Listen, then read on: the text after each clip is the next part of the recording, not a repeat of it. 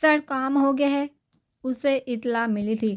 بہت خوب، اب تم ایک کام کرو، ایک نمبر سینڈ کر رہا ہوں، اس پر کال کرو گے، کہو گے کہ زارا درید اس لوکیشن پر ہے، اور یاد رکھنا صرف وہی بندے ہائڈ کرنا جو تھوڑی بہت مار کھا سکتے ہوں یا ایک آدھی گولی۔ ایک بات یاد رکھنا، مجھے سارے معاملے کی ایک ایک تصویر اور پوری ویڈیو چاہیے، کچھ بھی مس نہیں ہونا چاہیے، اس لیے کوئی پکا فوٹوگرافر ہائر کرنا جو یہ کام بڑے طریقے سے کر سکے۔ سمجھ گئے نا؟ اس نے ایک ایک بات بڑے واضح طریقے سے دوسری طرف موجود بندے کو سمجھائی تھی۔ جی سر، سمجھ گیا۔ دوسری طرف موجود بندے نے کہہ کر رابطہ منقطع کیا۔ ہا ہا ہا۔ اذہان حیات ملک، جسم تو کھیلنے کے لیے بہت سارے مل جائیں گے، مگر تم سے یہ سیٹ ہتھیانے کا موقع پھر شاید کبھی نہیں ملے۔ کیا کہا تھا تم نے کہ میں تمہارا دوست ہوں، کہ تمہارا حریف کیوں بنا؟ تو سچ بتاؤ، سیاست میں دوست کب دشمن بن جائے پتہ ہی نہیں چلتا، اور جس طرح تم نے میری انسلٹ کی نا، آج اس کا مزہ میں تمہیں اب پارٹی کا اقتدار سنبھال کر بتاؤں گا۔ پنجاب کا اگلا وزیر یاور احمد ہوگا، اور ایک دفعہ یہ اقتدار حاصل کر لوں پھر تم سے آج کی انسلٹ کا بدلہ بھی اچھے سے لوں گا۔ آج کی ویڈیوز اور ویڈیو فوٹیج الیکشن کے اہم موقع پر میرے بہت کام آنے والی ہے۔ وہ خود سے خود کلامی کرتا کھلکھلا کر ہنس رہا تھا۔ زارا کس طرح سے رونا اور پھر اذہان حیات ملک کو اسے پروٹیکٹ کرنا یاور احمد کو کہیں نہ کہیں کچھ کھٹک رہا تھا، کیونکہ جب بھی اذہان کے پاس کوئی لڑکی آتی تھی تو وہ اپنی مرضی سے آتی تھی۔ اس نے کبھی بھی کسی کے ساتھ ایسے زور زبردستی نہیں کی تھی، اور نہ ہی کبھی کسی لڑکی نے ایسے رونا اور چیخنا چلانا کیا تھا کہ جیسے وہ ایگری نہ ہو۔ اس حساب کے لیے اتنا تو وہ سمجھ گیا تھا کہ یہ لڑکی پیشہ ور نہیں۔ پھر اذہان کی آنکھوں میں اس کے لیے جنون دیکھا، وہ کچھ اور سمجھنے پر مجبور ہو گیا تھا، اور پھر اذہان کو اس سے باقی دوستوں کو اس طرح سے بغیر پارٹی وہاں سے نکالنا اس کی یقین پر مہر لگا گیا تھا، اور پھر اس کی آنکھوں میں اس لڑکی کی پروٹیکشن کا جنون، وہ سب اس کے لیے اذہان حیات ملک کی طرف سے بہت نیا تھا۔ وہاں سے نکلتے اس نے اپنے بندے فارم ہاؤس کے چاروں طرف لگا دیے تھے، اور پھر اس کے بندے اسے ایک ایک پل کی رپورٹ دے رہے تھے کہ کب زارا اور حق نمات فارم ہاؤس سے نکلے، کب وہ ہاسپیٹل پہنچی، کب وہ ماہر اور مائدہ کے ساتھ منیب انگل کر گئی۔ پھر اس ساری انفارمیشن میں اس نے اپنے فائدے کا پلان بنایا، اور اسے پایا تکمیل تک پہنچانے کے لیے زارا کو اپنے ہاتھ بندوں سے اغوا کروایا۔ وہ یہ سب کچھ کرتے ہوئے پارٹی اور اس کا اقتدار، اپنی زیر اور سیاست شان شوکت کا سوچ رہا تھا۔ ماہر اور سبحان کو کچھ سمجھ نہیں آ رہا تھا کہ کب کیا کریں۔ اسی دوران انہیں مائدہ کی کالت ہو، جو کچھ اس نے ان کو بتایا تھا ان دونوں کے سر پر باقاعدہ ایک اور بم پھوڑنے کے مترادف ثابت ہوا تھا۔ انہیں منیب انگل کو کہہ دیا تھا کہ وہ مائدہ کو اپنے ڈرائیور کے ساتھ ہاسپیٹل بھیج دے۔ پہلے عمل کی پریشانی کے کم تھی جو اب زارا پھر سے غائب۔ اف یار، یہ کیا ہو رہا ہے؟ تمہیں میں نے کہا تھا مائدہ اس کا خیال رکھنا، پھر تم کیسے؟ مائدہ کے آتے ہی ماہر تو جیسے پھٹ پڑا تھا۔ یہ اکیلی تھی وہاں، اور جس طرح یہ بتا رہی تھی کہ اس طرح اٹیک ہوا ہے، شکر کرو یہ محفوظ ہے۔ مائدہ کی وجہ سے سبحان نے جواب دیا تھا، کیونکہ مائدہ تو جب سے آئی تھی تب سے بس روئی جا رہی تھی۔ تمہیں پتہ ہے ماہر، اذہان اور اس کے کالے نے اتنا ٹارچر کر کے گئے ہیں منیب انگل کو بھی اور مجھے بھی، تو بات سمجھ نہیں آ رہی۔ اگر اذہان نہیں لے کر گیا اس کو تو پھر کون لے کر گیا ہے اسے؟ اب یہ تیسرا کون ہے؟ میرا سر پھٹ جائے گا، مجھے کچھ سمجھ نہیں آ رہا۔ وہ پھر سے رونے لگی تھی۔ ریلیکس مائدہ، ایسے کرو گی تو بی پی ہائی ہو جائے گا۔ دیکھو کسی بھی سچویشن میں خود کو مظلوم اور کمزور ٹھہرانا ہمارے حق میں برا ہو سکتا ہے، وہ بھی تب جب ہمیں یہ سمجھ نہ آ رہا ہو کہ ہمارا اگلا راستہ کیا ہے، اگلا قدم کیا ہے۔ سبحان نے اسے سمجھانا چاہتا تو پھر اب یار اب کیا کریں ایسا کہ دونوں کی زندگیاں اور عزتیں سیو ہو جائیں؟ ماہر نے ہار مانتے ہوئے کہا تھا، ایک راستہ ہے ماہر، ہمیں اب بہت سوچ سمجھ کا قدم اٹھانا ہوگا۔ دیکھو اس سب میں اتنا تو جان چکا ہوں کہ جنگل میں رہتے ہوئے شیر سے دشمنی نہیں کی جا سکتی۔ اگر زارا کو اغوا ماہر نے نہیں کیا تو وہ تیسرا کون ہے؟ اس تک ہمیں اذہان ہی پہنچا سکتا ہے۔ ایسے کھل کر دشمنی نہیں کی جا سکتی، ہمیں ٹیبل ٹاک کرنی ہی ہوگی، اور یہی آخری حل ہے میرے خیال سے۔ سبحان نے اپنی ذاتی رائے دی تھی۔ تم پاگل ہو گئے ہو؟ جو انسان پچھلے 24 گھنٹوں سے ہمیں اس قدر ٹارچر کر چکا ہے کہ اس کی وجہ سے ہمیں سانس لینے کا ہوش نہیں، تو ہم اس کے ساتھ ہاتھ ملا لے کس خوشی میں؟ کمزور ہیں ہم، بے غیرت ہیں؟ کمزور ہیں ہم، بے غیرت نہیں۔ ماہر کو اس کی رائے بالکل پسند نہیں آئی تھی۔ ماہر، یہ ہمیں کرنا ہی ہوگا۔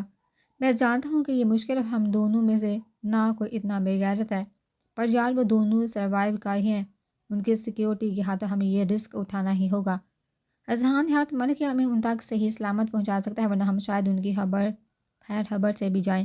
انہیں پھر سے نرمی سے سمجھایا تھا، مگر سبحان سبحان ٹھیک کہہ رہا ہے ماہر، کبھی کبھی دشمن تک پہنچنے کے لیے اس سے ہاتھ ملانا پڑتا ہے۔ مائدہ کو بھی سبحان کی سجیشن بری نہیں لگی تھی۔ اوکے ٹھیک ہے، ماہر نے خود کو سوچ کو حداد کے ثبوت کیا تھا۔ ہاتھ اس کا لہولہان ہو رہا تو اسے فکر نہیں تھی، وہ کمرے کی ساری چیزیں اٹھا کر پٹا رہا تھا۔ یو ہیو ٹو پے دس زارا دریج، جتنا میں تڑپ رہا ہوں نا، تمہیں بھی تڑپنا پڑے گا۔ اپنی ایک ایک تڑپ کا حساب سود سمیت واپس لوں گا تم سے۔ تم جانتی نہیں ہو اذہان ہاتھ ملک کو وہ اپنی پسندیدہ چیزوں میں کمپرومائز نہیں کرتا، اور تم تو دل ہو میرا، تمہیں سفر کرنا ہوگا میری ہر طرف کا حساب دینے کے لیے، وہ چیخ رہا تھا۔ اٹھیے بھائی، کیا کریں اب؟ ارحان نے کمرے میں آ کر اسے اٹھایا تھا۔ چھوڑو ارحان، جاؤ پلیز۔ وہ اس کا ہاتھ جھٹکتا صوفے پر بیٹھا تھا۔ نہیں جا سکتا ایسے آپ کو تڑپتا چھوڑ کر۔ انہیں پانی کا گلاس اس کی طرف بڑھا تھا، جس سے اذہان نے ایک ہی سانس میں اپنا اندر انڈیلا تھا، اور اسے ایسے محسوس ہوا تھا جیسے کسی نے سلگتے کوئلے بجھائے ہوں۔ کیوں دے رہے ہیں خود کو تکلیف؟ وہ اب اس کے پاس ڈریسنگ باکس لے کر بیٹھا تھا، اور اس کا روئی سے بہتا خون صاف کرتا پوچھا تھا، میں نہیں چاہتا ارحان، بس میں جانتا ہوں تو اتنا کہ زارا کو میرے پاس ہونا چاہیے، میرے بالکل پاس، میری سانسوں کے پاس۔ اس کی آواز میں نمی گلی تھی۔ ارحان اس کے آنسو سے بڑی آنکھیں دے کر پال میں شاک ہوا تھا کہ یہ اذہان ہاتھ ملک ہی ہے جو رلانا جانتا تھا، رونا نہیں، اور اب خود رو رہا ہے۔ مل جائے گی بائی، آئی پرامس، میں ڈھونڈوں گا، بس آپ خود کو تکلیف نہیں دیں گے اب۔ میں جانتا ہوں کہ یہ بہت مشکل ہے کہ جب آپ کو کسی کی طلب ہو اور وہ حاصل نہ ہو تو کتنا مشکل ہوتا ہے، مگر بائی صبر کرنے سے سب مل جاتا ہے، آپ کو بھی یہی کرنا ہوگا۔ وہ اب اس کے ہاتھ پر پٹی باندھ رہا تھا۔ تم کہہ رہی ہو کہ میں ہاتھ پہ ہاتھ رکھ کے بیٹھا رہوں اور صبر کروں؟ پھر تو مل گئی وہ مجھے، وہ تلخیص سے مسکرایا تھا۔ توکل میں بڑی طاقت ہوتی ہے بائی، وہ ڈریسنگ باکس بند کرتے کہہ رہا تھا۔ میں یہ سب نہیں مانتا، اس نے آنکھیں بند کرتے کہا تھا۔ مانیں گے بائی، وہ ہنسا تھا۔ فون پر ہوتی بیل نے دونوں کو متوجہ کیا تھا۔ بھائی آپ کو میسج آیا؟ شاید کسی کا۔ ارحان نے موبائل اذہان کی طرف بڑھایا تھا۔ دفع کرو یار، اس وقت کسی بھی رابطے کے موڈ میں نہیں ہوں، پارٹی والے ہوں گے، سوئچ آف کر دو، اس نے بند آنکھوں سے کہا تھا۔ ہو سکتا ہے بابی کی کوئی اپ ڈیٹ ہو، انہیں کہتے ہیں فون اس کی طرف دوبارہ بڑھایا تھا، اور اذہان نے ایک دم سے آنکھیں کھول کر چیک کیا تھا۔ واٹس ایپ پر ویڈیو میسج تھا جس میں زارا لیٹی ہوئی تھی اور دو لڑکے شرلہ اس کے دائیں اور بائیں جانب بیٹھے تھے، منہ پر ماسک پہنے۔ زارا سیدھی کسی زندہ لاش کی طرح لیٹی تھی یا شاید بے ہوش تھی۔ ساتھ ہی ایک وائس میسج بھی تھا۔ اذہان نے وائس میسج پلے کیا تھا، اگر اس کی عزت اور زندگی چاہتے ہو تو اگلے 15 منٹ تک اس لوکیشن پر پہنچو، ورنہ پھر اس کی لاش تمہارے فارم ہاؤس کے آگے پھینک دوں گا، اٹھا لینا یہاں سے۔ اذہان کا ہون کھول اٹھا تھا۔ وائس میسج اور ویڈیو کی وجہ سے اس نے موبائل دیوار پر مارا تھا۔ کون ہو سکتا ہے یہ بھائی؟ کہیں یہ سنان تو نہیں؟ ارحان کو بھی شدید گزایا تھا، پتہ نہیں اگر تو یہ سنان ہے تو اگلے 24 گھنٹوں کے اندر یہ قبر میں ہوگا۔ غصے سے کہتے وہ باہر کی طرف قدم بڑھا گیا تھا۔ مراد گاڑیاں نکالو، چیختے وہ پارک ہوئی گاڑی میں بیٹھا تھا۔ ارحان بھی اس کے ساتھ ہی بیٹھا تھا۔ ڈرائیور نے تقریباً گاڑی کو دوڑاتے ہوئے دی کی لوکیشن تک پہنچایا تھا۔ 15 منٹ سے پہلے وہ شہر سے تھوڑا دور ایک کھنڈر نما فلیٹ کے سامنے تھے، جہاں آبادی کا نام و نشان تک نہیں تھا۔ وہ اور ارحان اور اس کے ساتھی اپنی اپنی پسٹلز پکڑے بڑی ہوشیاری سے اندر داخل ہوئے تھے، مگر اندر کسی بھی مرد کا نام و نشان تک نہ تھا۔ ایسے لگ رہا تھا جیسے یہ فلیٹ صدیوں سے ہی ایسے گنجان پڑا ہوا اب ایک ایک کمرے کی تلاشی لے رہے تھے۔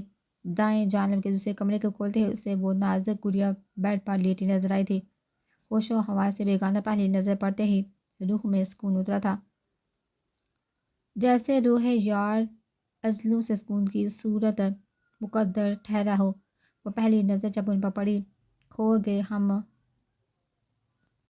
بھائی کیا کہیں؟ آگے بیٹھ کر اس نے اس کو باہوں میں اٹھا کر اپنی گود میں اس کا سر رکھا تھا، پھر جھک کر اس کے ماتھے پر محبت کی مہر ثبت کی تھی۔ لمبی مڑی گنی پلکوں کو انگلیوں کے پور سے چوہا تھا۔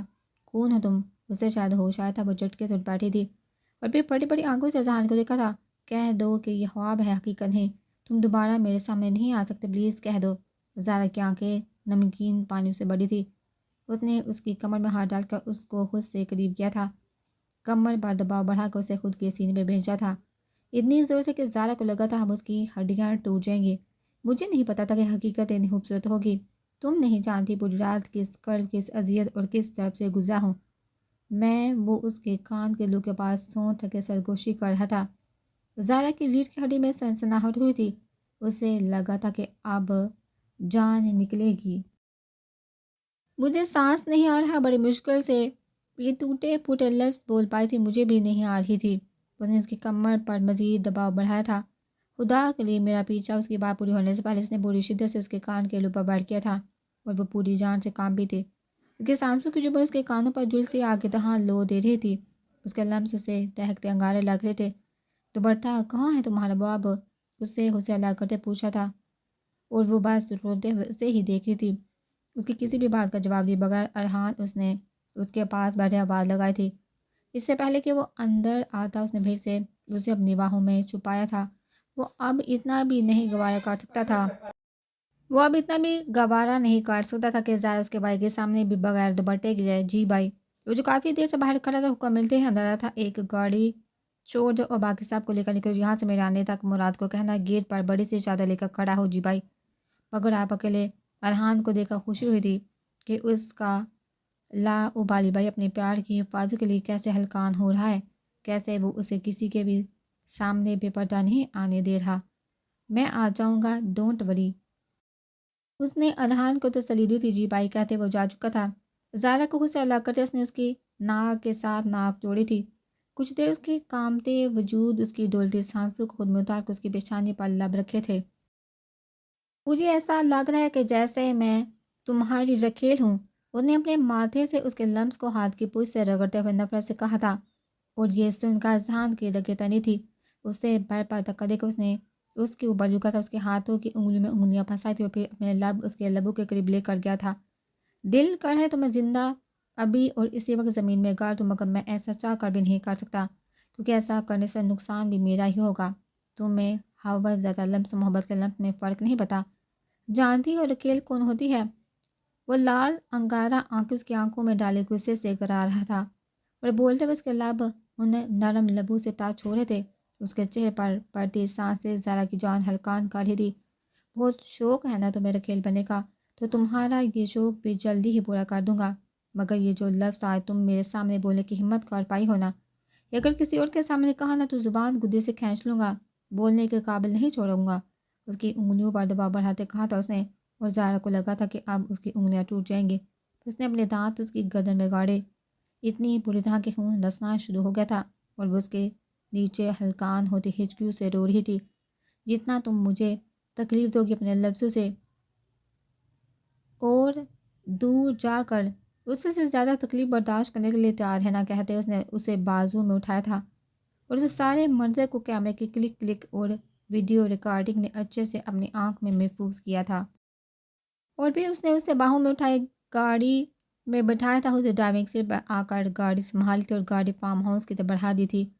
وہ سیٹ پر بیٹھی بس رو جاتی تھی، اگر تم چاہتی ہو زارا کہ میں تمہیں چلتی گاڑی سے نیچے نہ پھینکوں تو اب تمہارا ایک بھی آنسو نہ نکلے۔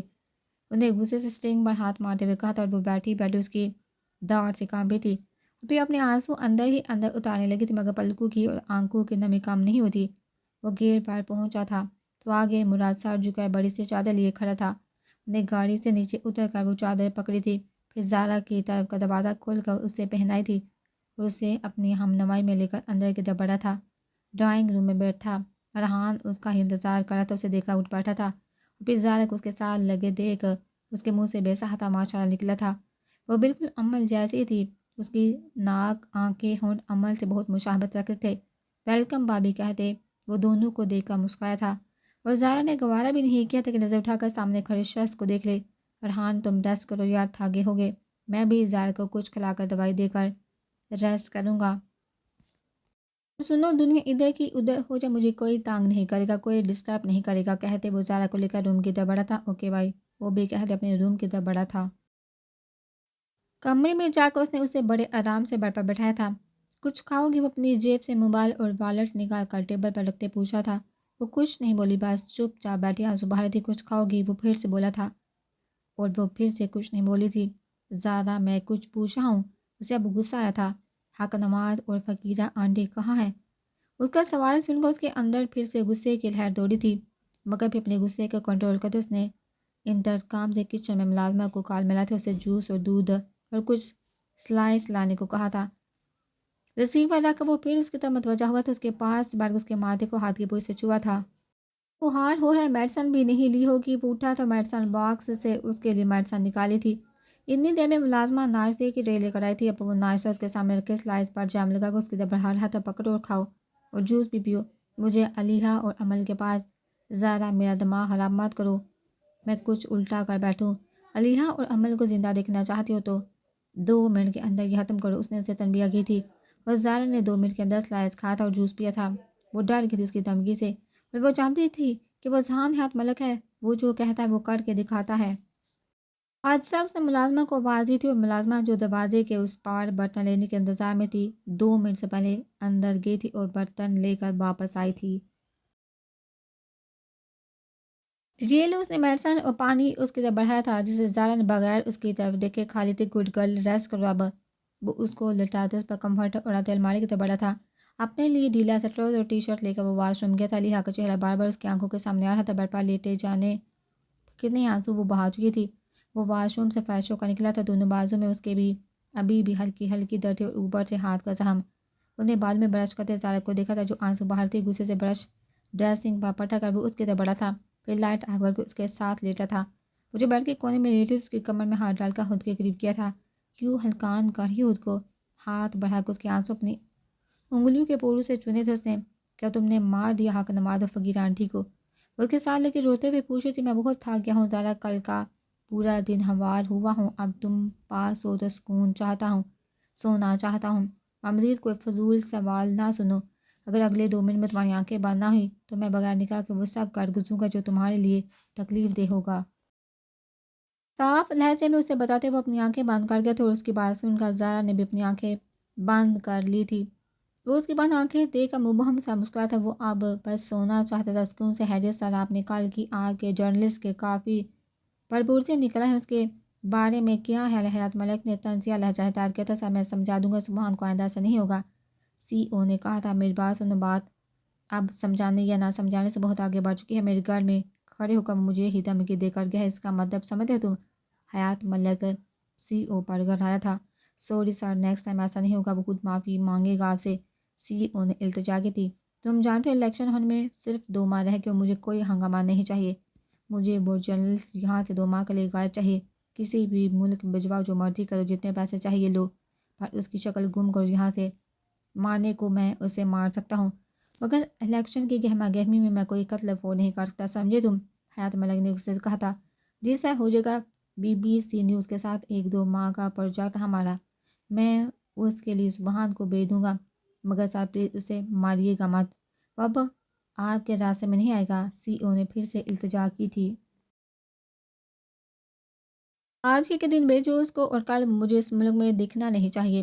جی سر، سمجھ گیا۔ اور سی او کی بات سنتے حیات ملک نے کال ڈسکنیکٹ کی تھی۔ اس کے لیے اب مشکل مرحلہ تھا سبحان کو باہر بھیجنے کے لیے راضی کرنا، وہ بھی ان حالات میں جب وہ خود یہاں اپنی بہن کے لیے پریشان ہے۔ صبح 1 بجے کا ٹائم تھا جب عمل کی آنکھ کھلی تھی۔ خود کو ارحان کے حصار میں پایا تھا، خود کو اور خود وہ اس کی کمر کو اپنے سینے کے ساتھ باندھے دنیا جہاں سے بے خبر میٹھی نی سرحد اس کا چہرہ دیکھتے ہیں، اس کے چہرے میں پل بھر میں ثنا نظر آیا تھا۔ کاش تم یہاں ہوتے میرے اتنے باز، کاش ہم دونوں کی یہ صبح سب سے حسین ہوتی۔ میں نے اپنی زندگی میں بابا کے بعد تمہیں چاہا تھا، بابا کے بعد میری زندگی میں آنے والے تم واحد مرد تھے جس نے اپنی محبت سے میری روح پر قبضہ کیا تھا۔ ہم ساتھ ہوتے تو یہ دنیا، یہ زندگی کے پل کتنے حسین ہوتے۔ آئی مس یو سنان، میں بے وفا نہیں، مجھے حالات نے بے وفائی پر مجبور کیا۔ میں تم سے مل کر اس سارے معاملے کو حل کر لوں گی۔ وہ بے آواز آنسو سے رو رہی تھی۔ میں کبھی بھی اس ڈریگن کی رسائی خود تک ممکن نہیں بناؤں گی۔ میں ختم کر دوں گی اس رشتے کو، بس ذرا حالات ٹھیک ہو جائیں، پھر میں طلاق لے لوں گی اس سے، یہی صحیح رہے گا، ہم دوبارہ سے ایک ہو جائیں گے انشاءاللہ۔ وہ سسکتے ہوئے کہہ رہی تھی۔ خود کے پاس ہوتی سسیوں کی سرگوشیوں پر اس نے نیز سے خمار بوچل پلکیں کھولی تھی۔ اس کی لال ہوتی آنسو سے بھری آنکھوں کو دیکھ کر پل میں اسے اور قریب کیا تھا۔ ہے کیا ہوا، کیوں رو رہی ہو؟ آر یو اوکے عمل؟ اس کے چہرے پائے بال سیربہ کرتے اس کی آنکھوں کو صاف کرتے پوچھا تھا۔ Amal baby tell me what happened? Aliha کو مس کر رہی ہو یا زارا کو؟ پلیز ٹیل می، میں ڈسٹرب ہو رہا ہوں ان آنسو سے۔ اس کے رونے میں اضافہ ہوا تھا۔ وہ پال میں پریشان ہوا تھا، کل جب مجھ پر ہاتھ اٹھایا تھا تب تو ڈسٹرب نہیں ہوئے تھے، تم بڑی ہمت دکھائی تھی نا، تو اب یہ تکلیف کیوں، یا پھر یہ بھی کوئی چال ہے تمہاری؟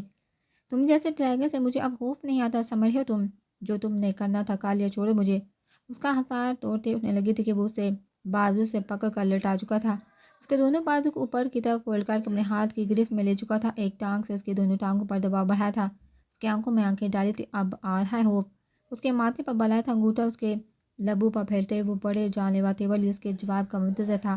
اسے مزید ان جان لیوا آنکھوں میں نہ دیکھا گیا تو پال میں آنکھیں بند کر لی تھی۔ کھولو آنکھیں اور جواب دو، باری بڑے دونوں آنکھوں پر اپنے لب رکھتے اس نے حکم دیا تھا۔ انہیں مزید سختی سے آنکھیں بند کی تھی۔ Okay then fine, no issue, I will be repeat it again and again. کہتے ہی وہ دوبارہ اس کی آنکھوں پر جھکا تھا اور پھر سر باری بڑے اپنا لمس چھوڑا تھا، ایک بار دو بار تیسری بار بلا برکنے لگا تھا کہ اس کی ہمت ختم ہوئی تھی۔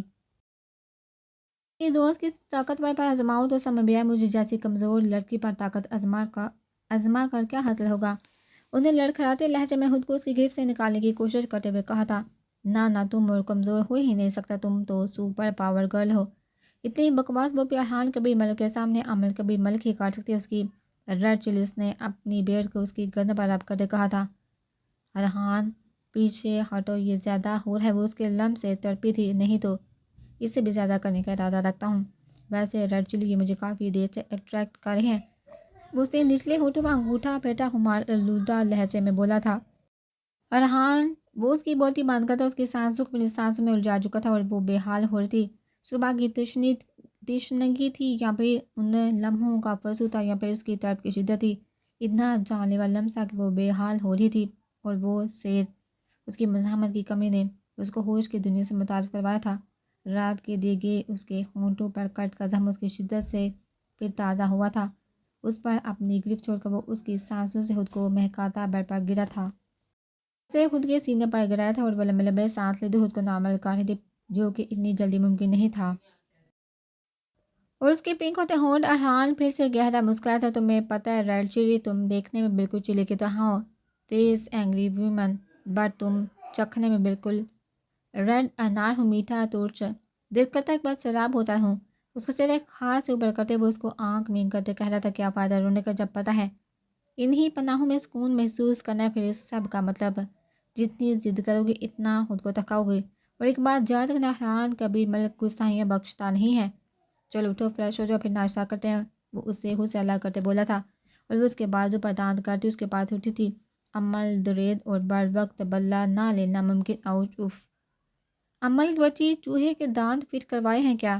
وہ درد سے بلبلاتا بازو کو سہلاتا اس کے سے بھاگا تھا، اور واش روم میں گم ہوئی تھی، جا کر اس نے غصے سے بلند آواز میں کہا تھا، سڑی ہوئی ریڈ چلی وہ بازو مسلتا بڑبڑایا تھا، اور عمل ارحان کبیر ملک اور ارحان کبیر ملک کی اس خوبصورت صبح کی خوبصورتی سے بھرپور نوک چونک کو ہوا نے مسکرا کر دعا دی تھی، اور ارحان کبیر ملک کی آئندہ زندگی میں عمل کبیر ملک سے بچاؤ کے دل سے دعا کی تھی، جو کہ ناممکن تھا۔